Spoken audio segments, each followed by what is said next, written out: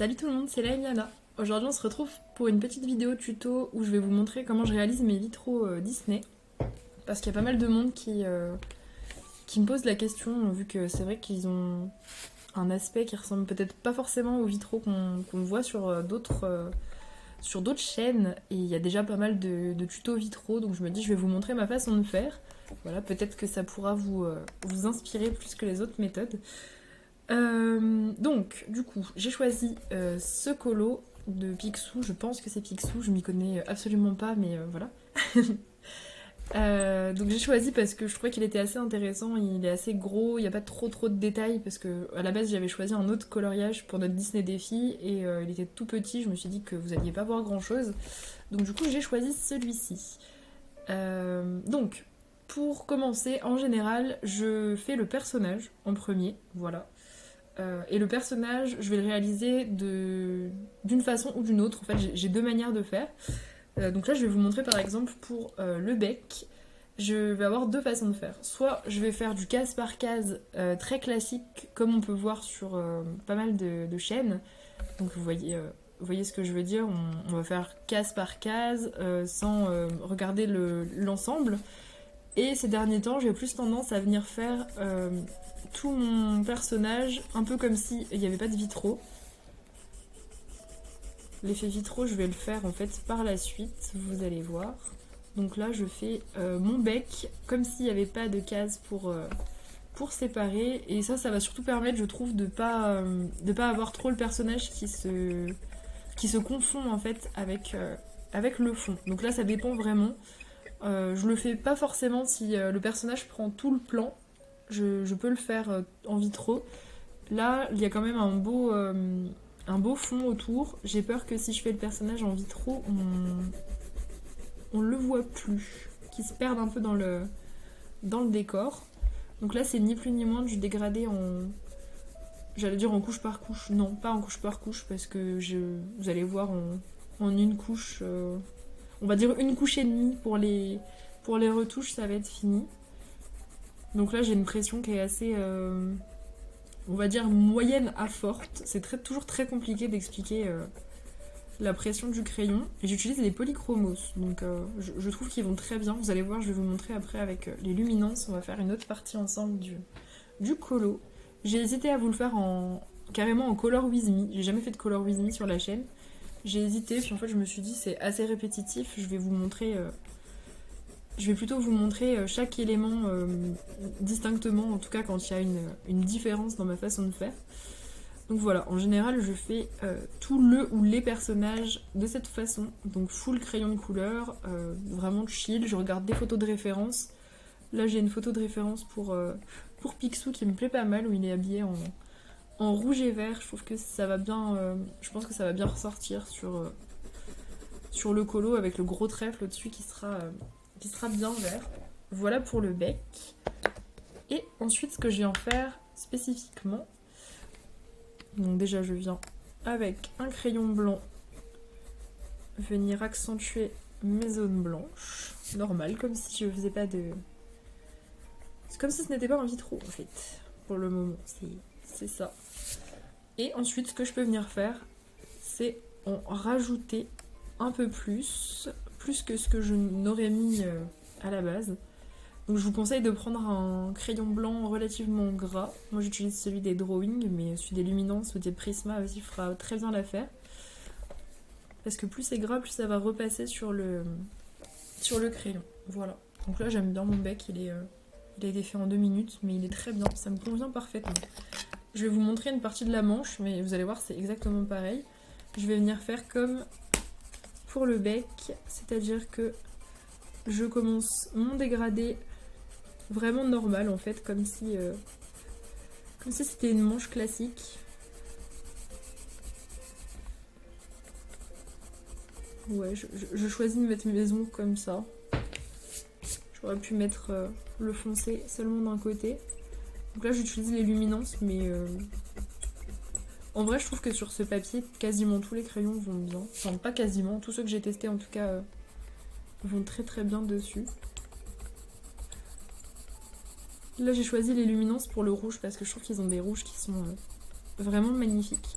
Donc là vous voyez, je mets une pression forte au niveau des, de là où il y a l'ombre. Et je viens libérer la pression comme ça. Vous voyez pas très bien mais ça fait un peu de grain. Et après avec une couleur plus claire je viens repasser. Là c'est ni plus ni moins des dégradés tout à fait normaux. Classico-classique dégradé. Bon sauf que je fais pas 40 couches, c'est vrai.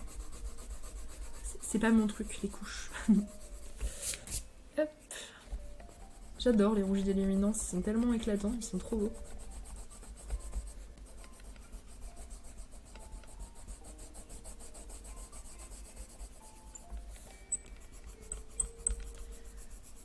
Hop. Et vers le bas. Ok.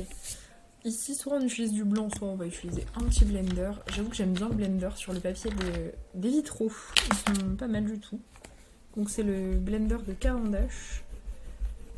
C'est vrai que comme le luminance est très très gras et le papier très très lisse, ça va tout seul pour enlever les petits grains blancs qu'on fait avec les dégradés. Qui sont inévitables si vous faites qu'une couche. Hop. On vient les blender plutôt que de faire 14 couches de crayon. Et dernière étape, mais la plus importante je pense, vous allez voir pour les autres étapes ça va être aussi assez important, le crayon blanc pour venir bien exagérer la lumière. Là pour le coup c'est des vitraux, bon, même si c'était pas des vitraux on peut exagérer la lumière, c'est sympa, mais pour les vitraux d'autant plus, il faut qu'on ait vraiment cette impression de lumière. Et du coup si j'avais fait case par case, je vais quand même vous montrer, je vais le faire un peu, j'aurais fait des traits comme ça, vraiment je me serais un peu occupée des cases. Hop, je fais la lumière comme ça, je fais juste des traits à côté des cases. Hop. Et vous allez voir pour la suite on va faire un peu le même processus, je vais bien réexpliquer comment je les place. Même si c'est très aléatoire en fait. Vous allez voir, c'est très instinctif comme méthode. Moi, j'aime bien l'instinctif quand je colorie. Voilà, donc pour tout le personnage, je fais comme ça. Après, si vraiment je suis d'humeur feignante, je vais faire comme la méthode que je vais vous montrer tout de suite. Que là, je vais appliquer pour cet énorme trèfle. Pour cet énorme trèfle, j'avoue que je n'ai pas envie de sortir mes luminances ou de faire fumer mes polychromos pour une zone aussi grande. J'ai pas envie non plus de faire les cases au crayon où vraiment je vais faire un gros dégradé et tout, j'ai pas envie. Donc du coup je viens au crayon aquarellable, là c'est les Intense en l'occurrence. Je viens faire une base comme je fais dans la plupart de mes colos. Et ça, si j'avais eu un personnage énorme où j'avais des éléments qui étaient trop gros sur le personnage, où j'avais pas envie de les faire ou d'user mes crayons sur des très très grandes zones, comme celui que je vous avais prévu à la base, c'était Baymax. Il était tellement gros en fait que je me suis dit ah non, je pourrais pas leur montrer le crayon parce que c'est clairement un colo que je vais faire au crayon aquarellable, donc c'était pas le plus intéressant à vous montrer. Le but c'était quand même que vous voyez, parce que j'ai 3-4 étapes à peu près dans mes vitraux. Hop, donc là je fais la base, le vert, et je vais venir l'aquareller. Hop, bien sûr. Tac, en aquarelle. Sachant que c'est un papier qui aime relativement bien l'aquarelle, faites quand même attention à pas mettre trop d'eau, ça gondole assez vite. Et il n'est pas forcément très facile à réaplatir ce papier, je trouve. Il est un peu récalcitrant. Voilà, je vous préviens. Ça va encore, mais... Par contre, ça traverse pas. Hein. Vous allez voir qu'à la fin, on va mettre de l'aquarelle, de l'encre, de l'acrylique. On va mettre plein de choses. Et franchement, ça... Il n'y a pas de souci. C'est pas du tout impossible. Je le fais sur tous mes vitraux. J'ai jamais eu d'accident. C'est du très bon papier quand même. Là, vous le voyez pas trop, mais j'ai pas mal de traces. Donc je vais quand même essayer d'avoir un rendu très très lisse. Donc retravailler avec de l'eau, essayer de lisser au max. S'il y a quand même un peu de reflets, on s'en fout parce que vous allez voir par la suite on va faire des ombres dessus assez brutes. Donc ça sert à rien de se prendre la tête. C'est pas grave s'il y a des traces. Mais quand même on essaye de lisser au max. Ça va nous simplifier pour après. En général, je viens aussi faire mes contours ici. Souvent il y a double contour. Je viens souvent faire mes doubles contours au crayon aquarellable aussi. Je vais pas tout vous montrer parce que c'est pas intéressant, mais je vais vous montrer le début. Et puis après, je ferai le reste en hors caméra. De toute façon, il faudra bien que je laisse le temps de sèche. Donc du coup, j'avais pour idée, comme lui va être en rouge et vert, de faire un contour violet et un contour doré pour Picsou. Je trouvais que ça s'y prêtait pas mal. Donc je vais vous montrer comment je fais la base du contour. Je dis pas qu'il est fini, hein. Je vous montre juste la base.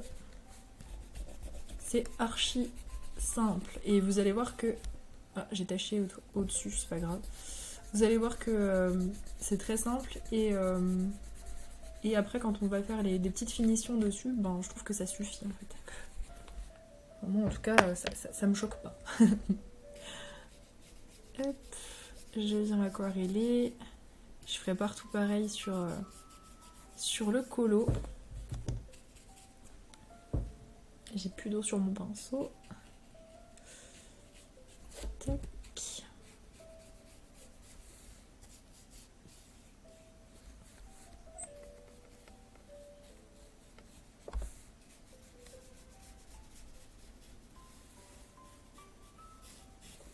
Ok.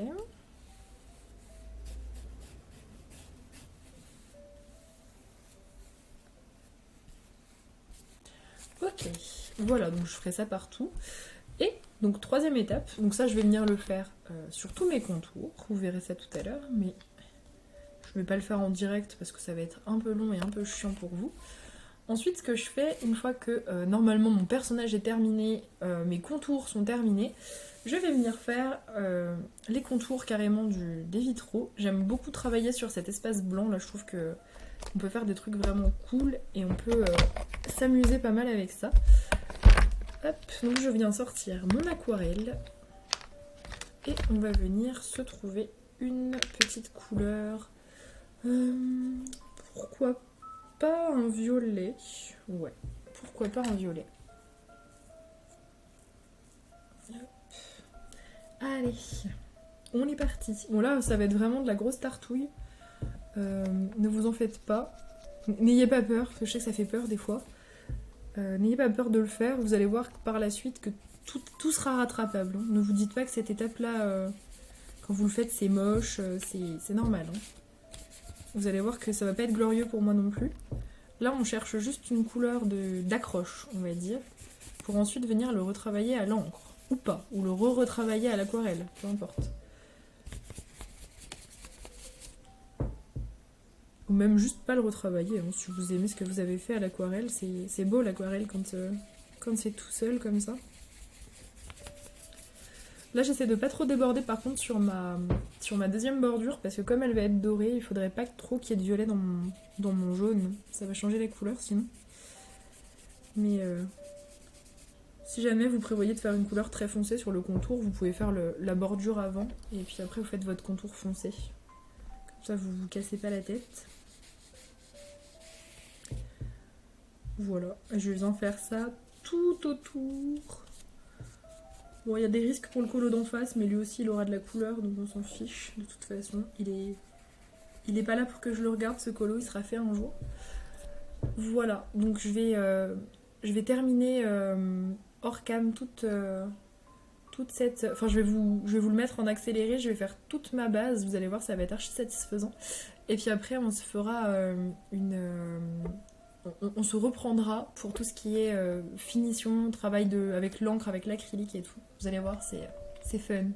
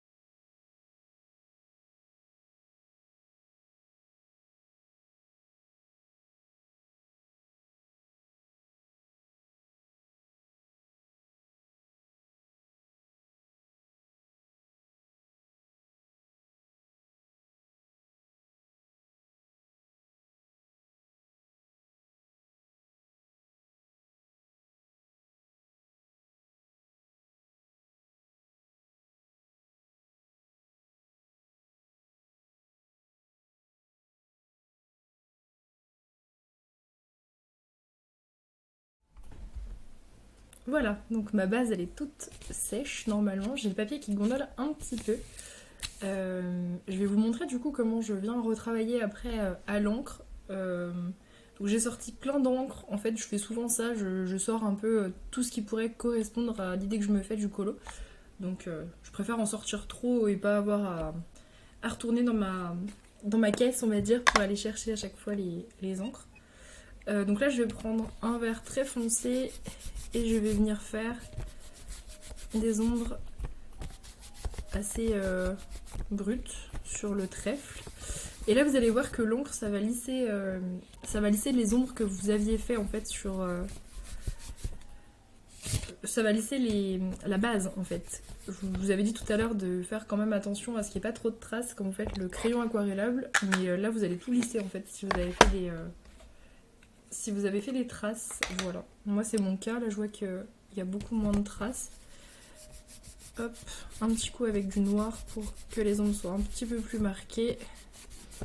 Si vous n'avez pas d'encre, vous pouvez retravailler aussi au crayon, sans problème. C'est pas comme ça que je fais, mais je vous montre toujours des possibilités. Hop, j'ai des petits bugs de caméra. Je m'excuse. Hop, voilà. Et une fois qu'on a notre petit trèfle ici qui est fait, je viens faire mes petites finitions. Je vous montre en même temps. Hop. Petite finition, je vais venir toujours avec le crayon blanc, comme tout à l'heure. Je vais venir faire en général une ou deux côtés des cases des vitraux. On a Ella qui est en train de s'incruster. Ouais, on voit sa petite bouille.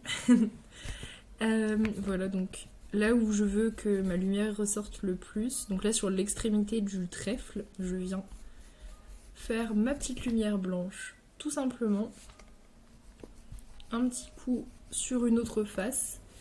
Et après, j'essaye d'alterner, de pas coller les faces lumineuses entre elles. On peut même en mettre 3, ça dépend des cases. En fait, vous voyez un petit peu, vous faites un peu instinctivement. Vous voyez là, je mets hop, mes petites zones lumineuses. Hop. Et je vais faire exactement pareil pour toutes les cases qui sont autour et qui sont aussi en fond d'écran, on va dire, du colo. Donc le fond, tout ici, ce sera aussi fait avec la même méthode. Donc je vais d'abord le travailler à l'encre. Même pourquoi pas changer les couleurs. Si vous regrettez la couleur de votre base, hein, n'hésitez pas à la changer, il n'y a aucun souci. C'est vrai qu'avec l'encre, en vrai, vous pouvez mettre un peu n'importe quoi en dessous. Moi j'aime bien qu'il y ait déjà un peu les couleurs, ça permet de voir à quoi le colo va ressembler après, mais vous pouvez faire un peu n'importe quoi. Pareil pour la couleur que j'ai mis en contour, le violet, là je sais que finalement je vais peut-être plus partir sur un rouge, pour faire rouge or et un petit peu de vert, mais pas de violet finalement, enfin pas trop. On aura quand même cette bordure, mais finalement on la verra plus trop. Voilà, donc le trèfle, vous voyez, on a juste à continuer, hop, on fait nos petites zones lumineuses. Ça fait des petits effets, vous pouvez les faire pas sur toute la case, ou vous pouvez pas détourez pas toute la case. Enfin moi en tout cas je fais pas comme ça, je trouve que c'est peut-être un peu trop. Après ça ferait trop bizarre, mais vous en détourez un peu, vous voyez. Je trouve que c'est vraiment le moment le plus satisfaisant du vitro. J'aime beaucoup cette étape. Hop. Voilà, en gros ça ressemble à ça après. Et je vais venir faire pareil, je vous en montre quelques-unes, je vous montre pas tout parce que c'est vraiment pas très intéressant. Hop. Ici je vais en faire pareil. Donc là en général les cases sont un petit peu répétitives, genre sur les bordures. Mais du coup c'est important je pense d'alterner là où vous mettez vos traits blancs en fait.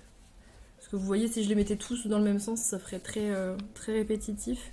Je varie, je mets un coup à l'extérieur, un coup à l'intérieur, un coup sur la largeur haute, un coup sur la largeur basse. Et ça fait des effets sympas. Voilà. Donc ça c'est une définition que je fais. Et on peut aussi bien sûr venir au Jelly Roll. Il faut que je le trouve, il est là. Au Jelly Roll, on peut venir travailler ce qu'on avait fait tout à l'heure ou ce qu'on vient de faire. Je vais prendre le 10 plutôt pour que vous voyez bien. Hop. Tac. Tac. ici vous venez, voilà, vous pouvez reprendre. Moi j'aime bien faire ça, des petites zones où le blanc est un petit peu plus pétant, on va dire. Comme des vitraux un peu plus lumineux que les autres. En vrai, il vaut mieux le faire quand même avant d'avoir fait le... Enfin, après, pardon, avoir fait le crayon. Genre, c'est juste, je trouve, un complément. Ce serait bizarre de le faire tout au Jelly Roll. C'est juste un petit complément, c'est sympa. On peut aussi venir faire des petits points, c'est un truc que je fais souvent. Là, je vais le faire pour les bordures violettes. Hop, je fais des petits points. Là, ça va varier un petit peu la façon dont je fais mes petits points. Ça va être souvent par rapport à là où j'ai placé ma lumière blanche. Vous voyez, là j'ai mis la lumière blanche à droite, je mets les petits points à droite. Là je l'ai mis à gauche, je fais à gauche. Là, je le mets à droite. Hop.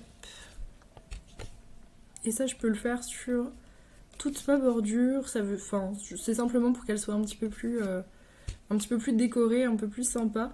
Pareil, si vous trouvez que votre base, elle est un peu... genre, je sais pas s'il y a des traces qui vous plaisent pas trop sur la bordure, vous pouvez soit la retravailler avec de l'aquarelle, et c'est là où vous pouvez varier carrément les couleurs, vous pouvez faire des mélanges par-dessus votre base. Ou on peut aussi venir carrément à l'essence sans odeur, je vais vous montrer. Je sais pas si vous verrez bien la différence, mais je peux quand même vous montrer. On peut venir à l'essence sans odeur pour lisser un petit peu nos cases. Hop. Vous reprenez. Soyez là. Elle éternue sur mon colo, carrément. Tac. Et vous pouvez lisser un petit peu ici votre base. J'arrête pas d'avoir des bugs avec la tablette, je m'excuse. Ça arrive jamais en vidéo d'habitude. Enfin, les gens qui viennent en live, ils ont l'habitude, mais... Et pour ce qui est du centre, il va y avoir deux possibilités. Soit je reprends mon décor ici central, qui est pour l'instant juste du vert, mais qui pourrait se transformer en quelque chose en vrai. Soit je le reprends à l'encre, soit je le prends à l'aquarelle. On a Ella qui fait sa star aujourd'hui. Je pense que je vais le prendre à l'encre. Je vais vous remontrer un petit coup, mais vous allez voir, c'est exactement pareil. Hop. Donc là, ici, je viens reprendre.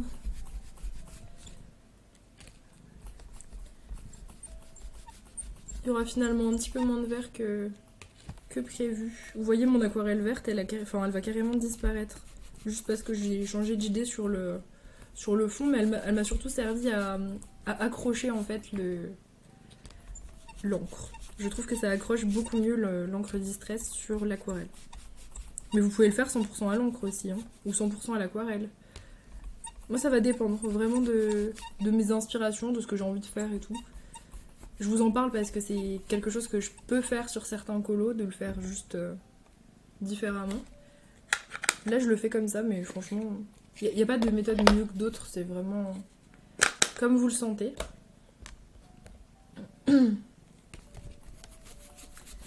Hop. Puis après on retravaille. On peut laisser un peu de la lumière de l'aquarelle aussi pour avoir des petits effets, on va dire, sympathiques. Là je le fais pas parce que du coup l'aquarelle elle a pas la bonne couleur, mais j'aurais très bien pu le faire. Voilà, quelque chose comme ça. Là faut s'imaginer que là ça fait un peu bizarre avec le violet autour, mais le violet je vais le cacher, je vais le transformer en rouge très foncé, genre en rouge très royal, un peu comme sa tenue, voire même encore un peu plus foncé avec Edge Mahogany. Du coup il n'y aura finalement pas de violet, voilà. Et ce que je fais ensuite, une fois que j'ai fait tout ce petit fond, et ben je fais exactement pareil que pour mes gros éléments. Au crayon blanc, je viens tracer mes petites zones lumineuses.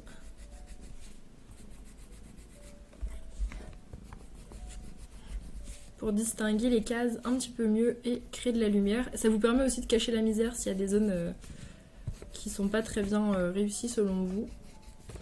Vous pouvez cacher un petit peu avec le crayon blanc. Hop. Ça peut être une bonne façon aussi de détourer le personnage. Vous voyez, vous mettez la lumière du côté du personnage sur votre sur tous les vitraux, vous faites la lumière inclinée vers le personnage et ça va permettre de ramener l'intention sur le milieu du colo, là où est en général le personnage. J'aime bien faire ça aussi. Sinon, on continue d'alterner.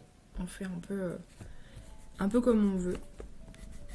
Si l'encre ça vous convient pas, pour modifier, vous pouvez toujours mettre de l'aquarelle par-dessus. Sachant que je l'ai déjà fait dans ce livre, ça ne transperce pas de mettre de l'aquarelle sur l'encre, mais par contre, comme je vous le dis souvent dans les tutos, si vous utilisez de l'encre Distress Oxide, comme j'ai mis là pour le fond, essayez de bien laisser sécher avant de mettre de l'aquarelle dessus, parce que elle réagit à l'eau cette encre, donc ça peut vous faire des effets pas forcément prévus. Voilà, donc faites attention. Si vous utilisez de la Distress Ink, comme j'ai fait sur le trèfle, il n'y a aucun souci, vous pouvez le faire direct. Voilà. Ce que je peux aussi faire sur mes vitraux, ça peut être de mettre des paillettes, bien évidemment. Donc ça peut être carrément remplir les cases entières de paillettes autour. Si vous ne savez pas quoi en faire de vos cases, vous avez la possibilité, comme je vous ai montré, très sobre. Vous pouvez mettre du stylo gel. Vous pouvez faire vos points au stylo gel aussi. Ou carrément aux stickles si vous en avez. Et pour ce qui est du contour, je vais vous montrer rapidement. Je ne vais pas tout faire avec vous. Mais le contour, je viens avec une encre foncée venir faire mon contour. Donc je vous ai dit, l'aquarelle en dessous, elle ne sert pas à grand chose à part à accrocher. Donc si elle était moche, c'est pour ça que je vous ai dit tout à l'heure de ne pas vous prendre la tête à faire un bel aplat de couleurs. On s'en fout, elle va être un peu cachée. Donc voilà, je viens faire mon contour. Et je viens volontairement dépasser un petit peu sur la deuxième bordure, parce que ça donne des effets sympas et ça fond un petit peu le colo, je trouve, dans son contour, on va dire. Le contour, il fait partie du colo. Hop, donc on peut traverser plus ou moins avec l'encre. Sachant que j'adore ce rouge, je me permets de traverser un peu sur le doré. En plus, le doré, c'est du néocolor, donc c'est pas forcément... Enfin, des fois, je les trouve un peu... je sais pas, un peu fade par rapport au crayon aquarellable, mais je suis partie là-dessus parce que bon, je voulais du doré. Et je me suis souvenu que j'avais le néocolor doré. Mais vous n'êtes pas obligé de traverser sur le colo, hein. Vous pouvez faire juste la bordure à côté, on va dire, sans... Vous voyez, c'est ce rouge-là dont je vous parlais, qui est très, très intense, très sympa. Ah, et là, elle met sa queue dedans. Non. Catastrophe. Heureusement que c'est un chat noir, hein, parce que si c'était Loki, j'aurais dû le nettoyer après. Tac. Alors, du coup, j'ai fait tout le contour avec vous. C'est pour vous montrer à quel point c'est rapide comme je fais mes vitraux. De toute façon... Hop. Je vous montre des vitraux de feignants. Voilà. Non mais en vrai c'est très satisfaisant à faire. N'hésitez pas à tester et à me dire si vous testez aussi. Voilà, donc le contour. Et après le contour, soit vous le laissez tel quel. Je pense que moi pour celui-là je vais à peu près le laisser comme ça. Il y aura forcément des splashes que je vais pas vous montrer tout de suite puisque le colo est pas fini. Vous savez, je vais faire des éclaboussures partout. Et je vais sûrement faire des éclaboussures à l'encre dorée. Ce que je peux faire aussi parfois, ce que je suis susceptible de faire, c'est d'utiliser l'acrylique en spray de chez Action. Là je le ferai pas parce que c'est un peu... Enfin je veux dire c'est pas très désordonné comme colo. Mais je peux vous montrer ce que ça donne. Je pense que je vous ferai un tuto dédié au fond acrylique Action. Donc là on le voit un peu. Après on est sur la lumière artificielle donc c'est pas le top du top pour vous montrer ça. Celui-là aussi qui avait été fait comme ça. De toute façon ils sont tous plus ou moins faits avec la même méthode, surtout mes derniers. Lui il y avait beaucoup d'aquarelle, il y avait quasiment pas de crayon de couleur à part les persos. Voilà, donc ça nous donne des effets comme ça. En tout cas j'espère que cette vidéo vous donne des idées de réalisation de vitraux. Si je sais pas par exemple vous savez pas, vous saviez pas trop comment les appréhender ou juste que ça vous ennuyait un petit peu de faire du case par case. Voilà, j'espère que ça peut vous donner des idées. Sur ce, je vais vous laisser, je vous fais de gros bisous et on se retrouve très prochainement pour une autre vidéo.